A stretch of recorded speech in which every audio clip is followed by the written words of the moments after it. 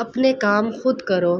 کسی باغ میں ایک کبوتر نے اپنا آشیانہ بنایا ہوا تھا جس میں وہ دن بھر اپنے بچوں کو دانا چگاتا۔ بچوں کے بال اوپر نکل رہے تھے۔ ایک دن کبوتر دانا چونچ میں دبائے باہر سے آیا تو سارے بچوں نے انہیں تشویش سے بتایا کہ اب ہمارے آشیانے کی بربادی کا وقت آ گیا ہے۔ آج باغ کا مالک اپنے بیٹے سے کہہ رہا تھا، پھل توڑنے کا زمانہ آ گیا ہے۔ کل میں اپنے دوستوں کو ساتھ لاؤں گا اور ان سے پھل توڑنے کا کام لوں گا۔ خود میں اپنے بازو کی خرابی کی وجہ سے یہ کام نہ کر سکوں گا۔ کبوتر نے اپنے بچوں کو تسلی دیتے ہوئے کہا، باغ کا مالک کل اپنے دوستوں کے ساتھ نہیں آئے گا، فکر کرنے کی کوئی بات نہیں۔ اور حقیقتاً ایسا ہی ہوا۔ باغ کا مالک دوسرے روز اپنے دوستوں کے ہمراہ پھل توڑنے نہ آیا۔ کئی روز بعد باغ کا مالک اپنے بیٹے کے ساتھ باغ میں آیا اور کہنے لگا، میں اس دن پھل توڑنے نہ آ سکا کیونکہ میرے دوست وعدے کے باوجود نہ آئے، لیکن میرے دوبارہ کہنے پر انہوں نے پکا وعدہ کیا